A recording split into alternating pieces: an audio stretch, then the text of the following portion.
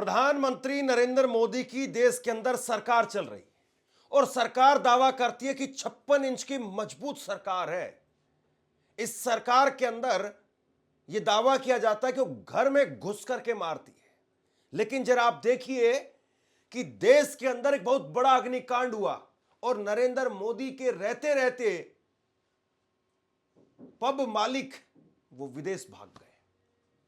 दोनों भाई, गोवा के अंदर एक बड़ा अग्निकांड हुआ, 25 लोग मारे गए और दोनों भाई अगले दिन 24 घंटे के अंदर अंदर विदेश भाग गए। और सबसे बड़ी बात यह है कि वो विदेश भागे भी तो इंडिगो की फ्लाइट से भागे हैं। यह जानकारी सामने आ रही कि इंडिगो की फ्लाइट से भाग गए, यानी जिस इंडिगो की वजह से पूरे देश में इमरजेंसी के हालात बने हुए हैं, उस तरह के हालात बने हुए हैं, वहीं पर मोदी सरकार के रहते हुए डबल इंजन की सरकार में ये अग्निकांड के मुख्य आरोपी वो दोनों भाई विदेश भाग गए। और उससे भी बड़ी बात आप सुनिए, कल संसद के अंदर बहुत लंबी चौड़ी बहस हुई, चर्चा हुई वंदे मातरम को लेकर के 10 घंटे की चर्चा। लेकिन जब संसद के अंदर हनुमान बेनीवाल एक सांसद ने इस मुद्दे को उठाया कि दोनों भाई विदेश भाग गए हैं, तो जब वो ये बात उठा रहे थे तो आप सुनिएगा कि संसद में क्या हुआ। आखिरी में उनकी बात खत्म भी नहीं हुई थी और उससे पहले ही माइक आवाज नहीं आ रही है। तो क्या वाकई माइक भी बंद कर दिया गया? देखिएगा और महसूस करिएगा। और इस देश में किस तरीके से कैसे क्या सरकार चल रही है, इस चीज को भी जरूर महसूस करिए। और हर चुनाव से पहले कहा जाता है विजय माल्या को लाया जाएगा, नीरव मोदी को लाया जाएगा, मेहुल चोकसी को लाया जाएगा। लेकिन यहां जो है देश के अंदर वो भाग रहे हैं, बड़े बड़े कांड करके भाग रहे हैं। और बड़ी बात यह है कि गोवा में जिस पब में जो कांड हुआ, अग्निकांड हुआ, जिसकी वजह से 25 लोगों की मौत हो गई, उसमें जो सामान्य तौर पर नियमों के तहत जो सुविधाएं होनी चाहिए वो भी नहीं थी। यानी पर्याप्त मात्रा में आग से बचाव के साधन या एनओसी, वो सारी चीजें वो भी निकल करके सामने आ रही है कि एक घोर लापरवाही थी और ये दोनों भाई विदेश भाग गए, थाईलैंड भाग गए। तो इसका मतलब क्या है, आप जरा खबर देखिए। गोवा आग हादसे पर बड़ा अपडेट, क्लब के दोनों मालिक इंडिगो विमान से फुकेट भाग गए हैं। गोवा के रोमियो लेन अग्निकांड के मुख्य आरोपी सौरभ और गौरव लूथरा हादसे के बाद में 5 घंटे बाद दिल्ली से इंडिगो फ्लाइट से फुकेट भाग गए। एफआईआर दर्ज होते ही पुलिस टीम दिल्ली भेजी गई, पर दोनों घर पर नहीं मिले। एलओसी यानी लुक आउट सर्कुलर जारी किया गया। इमिग्रेशन से पता चला कि आरोपी 7 दिसंबर की सुबह विदेश भाग गए। जरा गौर से सुनिए साहब, और मोदी जी की सरकार को देखिए, अपने मन ही मन में महसूस करिए कि वो सरकार क्या कर रही है। गोवा के अंदर 6 तारीख को अग्निकांड होता है, 25 लोग मारे जाते हैं और उसके महज 5 घंटे के अंदर अंदर ये लोग देश छोड़ करके भाग जाते हैं। और देश भी छोड़ा तो दिल्ली के एयरपोर्ट से, यानी प्रधानमंत्री नरेंद्र मोदी उनकी नाक के नीचे से, राजधानी के अंदर से लोग भाग गए। और बताइए, इनकी जो है वो प्लानिंग इतनी जबरदस्त। और पुलिस, गोवा में भाजपा की सरकार है, महाराष्ट्र में भाजपा की सरकार है, कई जगह पर छापेमारी हुई पुलिस की। गोवा में छापेमारी हुई, महाराष्ट्र में छापेमारी हुई, उसके अलावा दिल्ली में छापेमारी हुई। लेकिन ये लोग अपने घर से निकल गए सुबह 5:30 बजे की, और इनकी फ्लाइट बिल्कुल टाइम पर थी। जहां एक तरफ लोग जो है वो परेशान हैं, हाहाकार कर रहे हैं, कोई अपने बच्चे की शादी में नहीं जा पा रहा है, कोई अपने पिता के अंतिम संस्कार में नहीं पहुंच पा रहा है, कोई पेपर देने के लिए, एग्जाम देने के लिए नहीं पहुंच पा रहा है। लेकिन इन लोगों की फ्लाइट बिल्कुल टाइम पर थी और सुबह 5:30 बजे इनको टिकट भी मिली, इनको सीट भी मिली, ये खड़े भी नहीं रहे, तुरंत फ्लाइट पकड़ी और निकल गए। पैसा बोलता है साहब, पैसा, पावर बोलती है पावर। और ये पावर और पैसा ये इन लोगों के लिए है, आप लोगों के लिए, आम लोगों के लिए, हम लोगों के लिए नहीं है।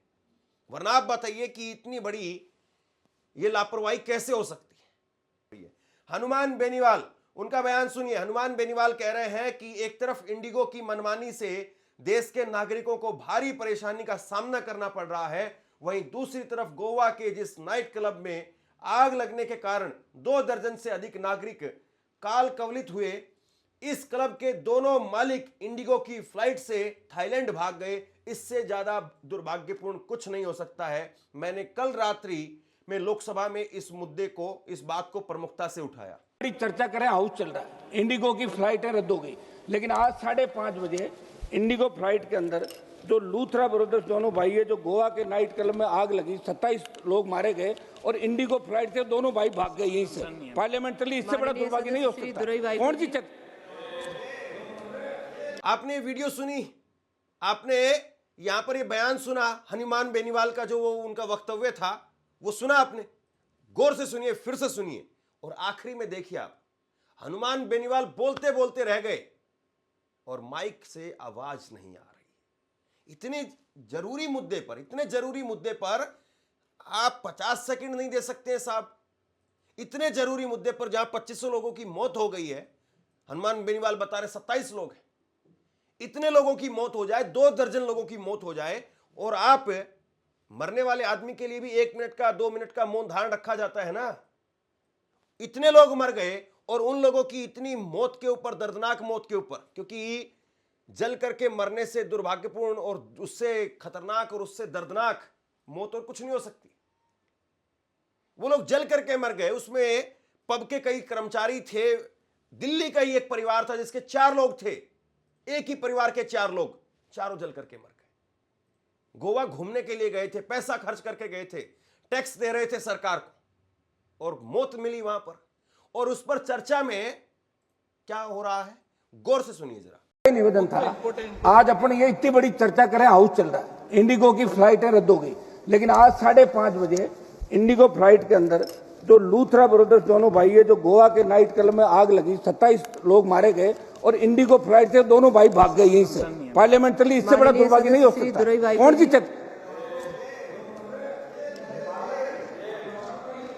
बताइए, इसको आप क्या कहेंगे? क्या इस तरीके से सरकार चलती है? क्या इस तरीके से सिस्टम चलता है? क्या इस तरीके से संसद की कार्रवाई चलनी चाहिए? सवाल इस बात का है। हनुमान बेनीवाल वहां पर कोई हिंदू मुसलमान नहीं कर रहे थे। हनुमान बेनीवाल वो ये भी नहीं कह रहे थे कि भैया 150 करोड़ रुपए वो मुझे दे दो। हनुमान बेनीवाल उन लोगों की आवाज उठा रहे थे, लेकिन हनुमान बेनीवाल की आवाज खामोश कर दी गई। और जवाब तो प्रधानमंत्री को देना चाहिए था, लेकिन प्रधानमंत्री क्या कर रहे हैं? प्रधानमंत्री, उनका बयान सुनिए। प्रधानमंत्री कह रहे हैं कि इस देश में जो वंदे मातरम हटाया गया या वंदे मातरम को तोड़ा गया, उसके लिए कांग्रेस जिम्मेदार है। यह प्रधानमंत्री का वक्तव्य है। तुष्टीकरण के लिए कांग्रेस ने तोड़ा वंदे मातरम। समझ में नहीं आता है कि एक 100 साल पुराने मुद्दे को आप खंगाल करके लाए, उठा करके लाए, क्या हासिल करेंगे आप? और चर्चा करनी है, बात करनी तो सकारात्मक करिए, कुछ आगे के लिए करिए। पीछे ही पीछे जा रही है। एक कार्टून जो छपा है बड़ा जबरदस्त है, आप जरा देखिए इसको। इसमें दिखाया गया है कि एक तरफ इंडिगो की हवाई जहाज, इंडिगो का प्लेन वो खड़ा हुआ है, दूसरी तरफ आम आदमी वो त्रैमाम कर रहे हैं, और तीसरी तरफ गोवा का क्लब वो जल रहा है। और ये दोनों मालिक इंडिगो से जो है वो विदेश भाग गए। और मोदी जी कह रहे हैं यह करगेस का कोरोस पाप है। मतलब आप कुछ भी कह लीजिए भैया, आप कोई भी 100-200 साल पुरानी कोई ये घटना निकाल करके लाइए, उस पर चर्चा करवाइए और कहिए कि देखिए कांग्रेस का पाप है। अरे कांग्रेस का पाप है, कांग्रेस पापी है, कांग्रेस ये है, कांग्रेस वो है। बहुत हो गया साहब, बहुत हो गया। 10-12 साल से यही चीज तो सुन रहे हैं हम लोग।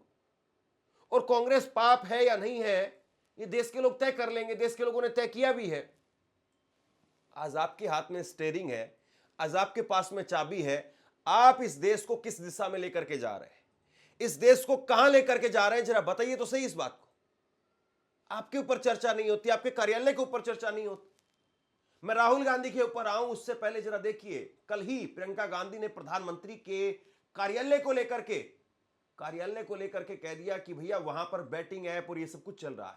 ओम बिरला कहने लगे इधर उधर की बात मत करिए, सिर्फ वंदे मातरम पर बोलिए। जो बैटिंग ऐप के बारे में हो रहा है पीएमओ के अंदर, आप सदस्य प्लीज, जो एप्स्टीन फाइलों में बोलें। आपके मंत्री महोदय के नाम निकल आए हैं, माननीय उसकी चर्चा करेंगे। आप वंदे मातरम पे बोले, आप इधर उधर डाइवर्ट मत हो। आपसे कुछ कहना चाहता हूं, आज के वक्त में पत्रकारिता करना कितना मुश्किल काम है, लेकिन अगर ऐसे में भी कोई आपकी खबर दिखा रहा है, कोई आपके मुद्दे पर बात कर रहा है, तो आपको भी उसका साथ देना चाहिए। अगर आपको लगता है कि मेरी पत्रकारिता सही है, मैं आपके लिए आपकी खबर वो दिखा रहा हूं, तो ऐसे में आप मेरा सहयोग कीजिए। आप इस वीडियो को जब लाइक करेंगे तो लाइक के साथ में ही एक थैंक्स का बटन आपको दिखाई देगा। उस थैंक्स के बटन पर आप क्लिक कीजिए और जो भी सहयोग राशि दे सकते हैं वो दीजिए। दूसरा, आप चैनल को ज्वाइन कर सकते हैं और चैनल को ज्वाइन करके भी मुझे मदद कर सकते हैं। देश की संसद में ये हो रहा है, देश की संसद में जवाब मिलना चाहिए और जवाब के जगह पर यह मिल रहा है। प्रधानमंत्री नरेंद्र मोदी मस्त फोटो खिंचवा रहे हैं। जरा ये देखिए, खुद प्रधानमंत्री ने फोटो ट्वीट किया और उसमें वो कह रहे हैं कि बिहार के सांसदों के साथ में यहां पर भेंट हुई है और इस तरह के फोटो जो है वो छाप रहे हैं। कोई उन लोगों की भी बात कर ले। ये 20-25 सांसद आप अपने पीछे खड़े करके फोटो खिंचवा रहे हैं, जरा 20-25 लोग जो मारे गए हैं उन लोगों के बारे में बात कर लीजिए। उन लोगों के घर भी चले जाइए, दिल्ली के अंदर ही घर है ना। 4 लोग मारे गए हैं एक ही परिवार के, चले जाइए जरा उनके घर पर। आप सोचिए जरा, एक परिवार के 4 लोग मारे जाएं, क्या हालत होगी उस परिवार की। टूट गया होगा पूरी तरह से वो परिवार, और वो परिवार वंदे मातरम पर बहस चर्चा देख रहा होगा, वो परिवार प्रधानमंत्री की फोटो देख रहा होगा, या वो परिवार ये देख रहा है कि जो मुख्य आरोपी थे वो देश छोड़ करके भाग गए। साहब, देश छोड़ करके भाग गए। और सरकार जिसका काम है, सिस्टम जिसका काम है इन ऐसे लोगों को रोकना, नहीं रोका गया। और ये बहुत बेसिक सी बात है। ऐसा नहीं कि सुरक्षा एजेंसियां उनको इस बात का अंदाजा नहीं रहा होगा। जब भी कोई इतना बड़ा कांड होता है और जब भी कोई इतनी बड़ी हस्ती होती है, जाहिर सी बात है वो भाग जाते हैं। वो लोग जेल से डरते हैं, वो लोग पूछताछ से डरते हैं, और उन लोगों को पता है कि बाद में आराम से 100-200 करोड़ रुपए चंदा दे देंगे या 100-200 करोड़ रुपए इधर उधर से सेट कर देंगे, 10-20 करोड़ रुपए किसी वकील को देंगे, 10-20 करोड़ किसी जज को दे देंगे, 10-20 करोड़ मीडिया में बांट देंगे। 10-20 करोड़ मतलब ये उनके पास में कैलकुलेशन है कि 4 करोड़ यहां देना है, 2 करोड़ यहां देना है, 5 करोड़ यहां देना है, 10 करोड़ यहां देना है, 50 करोड़ में मामला सेट हो जाएगा। कोई उनको ऑफर दे देगा कि भैया 1 करोड़ रुपए में तुमको बाहर निकलवा देते हैं और उसके बाद में 20 करोड़ में पूरा मामला हम सेट करवा देंगे। मीडिया से लेकर के पुलिस, सरकार, सिस्टम, सब जगह पर पैसा बांट दिया जाएगा। और वैसे भी इस देश में लोगों की याददाश्त कितनी कमजोर है, कौन याद करता है। 15 दिन के बाद में, 20 दिन के बाद में ही लोग भूल जाते हैं। खत्म, मामला खत्म। अब सोचिए वो आईपीएस पूरन के मामले में क्या हुआ, कहां कोई बात चल रही है, कहां कोई चर्चा है। एक आदमी जिसने अपने कोठी पे अपनी जान दे दी, साहब, कोई चर्चा है क्या? खत्म बात। एक दूसरे जो है वो एएसआई की मौत हो गई और उसके बाद में उसने एक वीडियो बना दी, ये वो फला फला। कहां है जांच, कहां है चर्चा, कहां तक हुआ है? कोई चर्चा ही नहीं मीडिया के अंदर। तो ये कुल मिलाकर के स्थिति है। वहाँ पर सीसीटीवी कैमरा लगे हैं, वो सीसीटीवी फुटेज देख लें 1 मार्च के, तो उनसे पता लग जाएगा। या तो वो राजनीति छोड़ दें या मैं राजनीति छोड़ दूंगा। ये एक बहुत गंभीर बात है। देश जिस पे विश्वास करता है उस विश्वास को ही सीधे सीधे हमला हो तो फिर सरकार में रहने के लायक नहीं है, ये विचार करना होगा। और उसके पूरे रिकॉर्ड हैं। 1 तारीख को वो आए थे, उन्होंने रजिस्टर पे दस्तखत किए और मुलाकात की। मुलाकात करने के बाद जो बताया, जो चले गए, इससे बहुत स्पष्ट है कि उनसे बात करके गए हैं, उनसे अनुमति लेके गए हैं, उनसे सलाह मशवरा करके वो लंदन गए हैं कि यहाँ पर आपको परेशानी होगी, आप यहाँ से चले जाओ। ये हमारा आरोप है और अंदाज भी है। अब इस पे 2 और सवाल उठते हैं। पहला सवाल ये है कि फाइनेंस मिनिस्टर एब्सकॉन्डर से बात करता है, एब्सकॉन्डर फाइनेंस मिनिस्टर को कहता है कि मैं अब लंदन जाने वाला हूं, और फाइनेंस मिनिस्टर ने ना सीबीआई को बताया, ना ईडी को बताया, ना पुलिस को बताया। क्यों नहीं?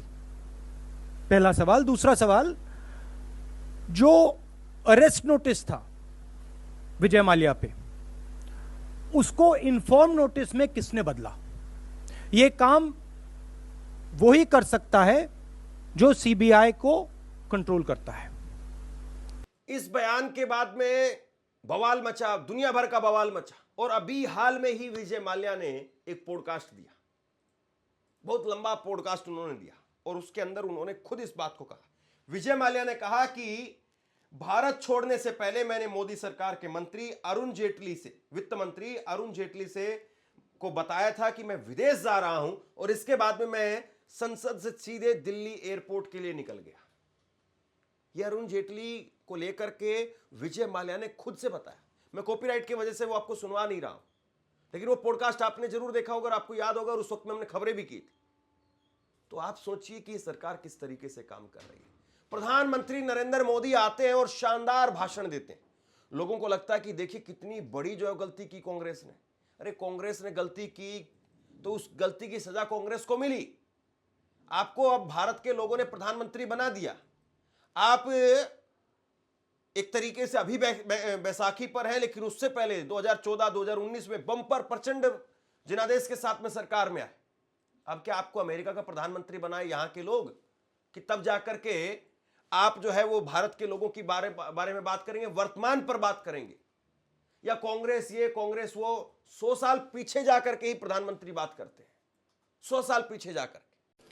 आज इस चर्चा को प्रधानमंत्री जी ने शुरू किया, उन्होंने भाषण दिया, और इसको कहने में कोई झिझक नहीं है कि भाषण अच्छा देते हैं, थोड़ा सा लंबा, लेकिन भाषण अच्छा देते हैं। सिर्फ एक कमजोरी है, अगर आप इजाजत दें तो मैं बोलूं, एक कमजोरी है। हाँ, उसी पे बोल रहे हैं। वंदे मातरम पे बोलो आप। अब सर मैंने तारीफ कर ली, आज थोड़ा और विषय वंदे मातरम का है, तो हम वंदे मातरम पर ही रखें, ठीक रहेगा। सर ये वंदे मातरम पे ही है। सर आपने प्रधानमंत्री जी को सुना था, सर भाषण बहुत अच्छा देते हैं, लेकिन तथ्यों के मामले में कमजोर पड़ जाते हैं। इसमें भी एक कला होती है कि तथ्यों को किस तरह से जनता के सामने रखा जाए। मैं तो नहीं हूं, जनता की प्रतिनिधि हूं, कलाकार तो नहीं हूं। सच्चाई ये है कि नेहरू के बगैर नरेंद्र मोदी की राजनीति आगे नहीं बढ़ती है। नेहरू नेहरू नेहरू नेहरू नेहरू नेहरू, यही नरेंद्र मोदी की एक तरीके से राजनीति का कोर बन गया है, और लोग थक गए हैं, ऊब गए हैं। आज आप बताइए कि आप किस पर सुनना चाहते हैं? महंगाई पर, बेरोजगारी पर, किस पर सरकार काम करे? भैया चुनाव खत्म हो गया, बिहार आप जीत गए, सारी बातें हो गई, अब तो मुद्दे की बात करिए साहब। अब भी नेहरू, अब भी कांग्रेस, ये कांग्रेस नेहरू खत्म करिए भैया। जब चुनाव आएंगे फिर निकाल लीजिए आप अपनी अलमारी से, अभी इनको अलमारी में रख दीजिए। ये दो मुद्दे हैं, इनको रख दीजिए जरा अलमारी में। साल के 365 दिन में 65 दिन चुनाव होते, तो चुनाव में लड़िए, करिए, 200 दिन करिए, 100 दिन तो देश को दे दीजिए। 100 दिन भी नहीं है साहब, तब भी सब दिन जो है वो किसी न किसी तरीके से नेहरू और कांग्रेस पर इनकी कैसे टटकी रहती है। छोटी सी सलाह है, उन्होंने अभी हाल ही में चुनाव था, कुछ महीनों पहले उन्होंने एक सूची निकाली थी कि विपक्षी दलों ने और विपक्ष के नेताओं ने कितने अपमान किए हैं इनके, और उसमें शायद 90-99 ऐसे उन्होंने अपमानों की सूची बनाई थी। तो मैं उनको एक छोटी सलाह देना चाहती हूँ कि नेहरू जी से जितनी भी शिकायतें हैं, जितनी भी गलतियां उन्होंने की आपके जहन में, जितनी भी गालियां देनी है, जितना भी अपमान करना है, उसकी भी एक सूची बना दीजिए। नहीं, बात खत्म नहीं है। 999 अपमान, 9,999 अपमान, सूची बना दीजिए, और फिर हम एक समय निर्धारित करते हैं। जैसे हमने 10 घंटे आज वंदे मातरम पर हमने बहस किया है ना, उस तरह से हम अध्यक्ष महोदय जी से पूछेंगे, एक समय निर्धारित करेंगे, 10 घंटे, 20 घंटे, 40 घंटे, जितने घंटों में आपकी ये शिकायत पूरी हो जाए, माननीय सदस्य आप तो आप शांत हो जाएं और हम बहस कर लेंगे। लेकिन इस सदन का कीमती समय, जिसके लिए हमें यहाँ पे जनता ने भेजा है, जैसे हमें जनता की समस्याओं को हल करने के लिए चर्चा करनी चाहिए, इस्तेमाल करना चाहिए, उसको एसी के लिए इस्तेमाल करिए। उसके बाद जैसे अंग्रेजी में कहते हैं ना, जैसे अंग्रेजी में कहते हैं कि once and for all let's close the chapter, close कर लीजिए। देश सुन लेगा क्या क्या शिकायतें हैं, किसने क्या किया, इंदिरा जी ने क्या किया, राजीव जी ने क्या किया, परिवारवाद क्या होता है, नेहरू जी ने कौन सी गलतियां की, सुना लीजिए, फिर खत्म। उसके बाद बेरोजगारी, महंगाई, महिलाओं की समस्याएं, जो पीएमओ में हो रहा है उसकी बातें, उसकी चर्चा, जो बैटिंग ऐप के बारे में हो रहा है पीएमओ के अंदर, आप जो माननीय सदस्य प्लीज जो एप्स्टीन वंदे फाइलों मातरम में में बोलें। आपके मंत्री महोदय के नाम निकल आए हैं, माननीय उसकी चर्चा सदस्य प्लीज करेंगे। आप खैर सवाल इस बात का है कि क्या सरकार की तरफ से कोई नुमाइंदा आकर के जवाब देगा, अपनी जिम्मेदारी लेगा। अब सुरक्षा एजेंसियां ये लूथरा ब्रदर्स के घर पर जाकर के, उनके घर पर जाकर के स्टिकर चिपका रही हैं, नोटिस चिपका रही है वहां पर जाकर के, और नोटिस चिपका करके अब जो है वो मदद मांगी जा रही है। सुरक्षा एजेंसियां वो दिल्ली पुलिस से मदद मांग रही है, सुरक्षा एजेंसियां वो सीबीआई से मदद मांग रही है, इंटरपोल से मदद मांग रही है। अरे जब आपके पास में थे तब कहां थे आप सब, तब कहां था इतना ज्ञान? और अब उनको वहां से वापस लाना हो भी पाएगा या बस विजय माल्या चले गए, नीरव मोदी चले गए, फिर उसके बाद में मेहुल भाई वो चले गए, ललित मोदी वो चले गए, वापसी कोई नहीं आया साहब, वापसी कोई नहीं आया। अब ये भी वापस आएंगे या पता नहीं उधर ही रह जाएंगे। और ऐसे ही आप याद करिए जब 2024 का चुनाव चल रहा था, उस वक्त में नरेंद्र मोदी वो चुनाव में वोट मांग रहे थे रवन्ना के लिए कर्नाटका के अंदर, और वो रवन्ना, उसके कई हजार जो है वो वीडियोस सामने आई थी, सेक्सुअल वीडियो, और उसके बाद में वो भी फरार हो गया था। तो कुल मिलाकर के बहुत सारी बातें हैं, बहुत सारे मुद्दे हैं जो इसको लेकर के बात होनी चाहिए, लेकिन मीडिया में इन चीज़ों को लेकर के कहाँ कितनी चर्चा हो रही है आप खुद देखिए। और क्या इन पर चर्चा नहीं होनी चाहिए? सवाल मेरा आपसे ये है। शेयर कीजिए इस खबर को, और आप क्या सोचते हैं नीचे कमेंट बॉक्स में लिख करके जरूर बताइए। बहुत बहुत धन्यवाद।